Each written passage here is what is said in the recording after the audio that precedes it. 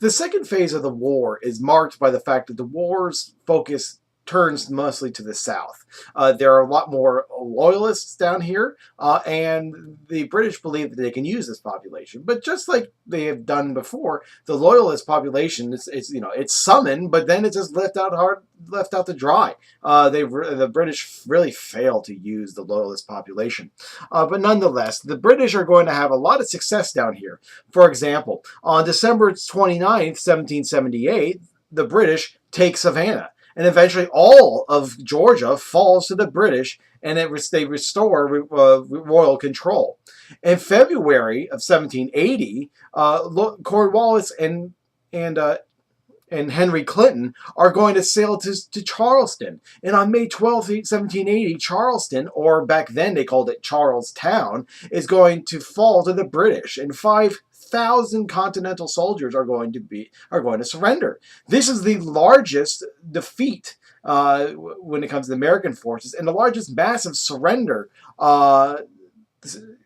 to a foreign army all the way until World War II and the surrender of the Philippines. But Clinton is going to sail back north into New York, leaving Cornwallis in command of the South.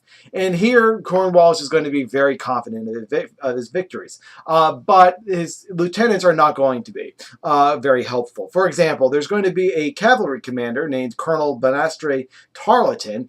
You've heard of this figure if you've seen the Mel Gibson flick The Patriot. He is the historical basis of Tavington in The Patriot.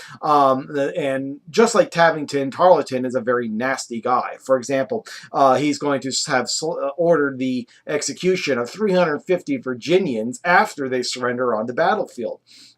But unlike, of course, the movie character, Tarleton actually survives the entirety of the war. But nonetheless, as Cornwallis is operating down here in the South, he's going to start moving north. For example, he's going to defeat Horatio Gates at the Battle of Camden. And in fact, this battle is going to effectively end Gates's contribution. We're going to see the rise of a guy named Nathaniel Greene. We're also going to see another major battle at what's known as the Battle of Cowpens. This is actually again going back to the Patriot. This battle is the scene right before Cornwallis has to surrender his sword at Yorktown, where he tells one of his lieutenants, "You're dreaming, General." That's what the Battle of Cowpens is. It's here at Cowpens that the United States uses Cornwallis's his arrogance and his confidence to lure into a trap. The United States fought with not only its regular army but its militia. Militia are notoriously unreliable, and what's going to happen is that the militia are going to show up at Cowpens, and they're going to fire a couple of shots and then run away, just like they always had been. And army commanders don't like it when the enemy's on the run and they're just going to stay still. No, they are going to go into a primitive predatory response. It's kind of like your dog. You know how you run away from your dog and your dog suddenly chases you? It could be that he loves you. I mean, that's certainly a possibility. But you're also triggering a predatory response within your dog because suddenly you're just now much more interesting. You might be food. You don't believe me? Try running away from a bear.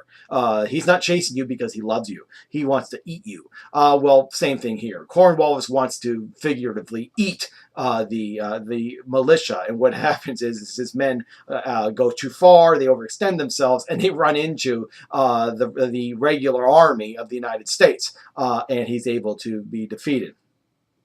It's also here that the Cornwallis' army is going to be continually harassed through a insurgent-style warfare, a guerrilla-style warfare.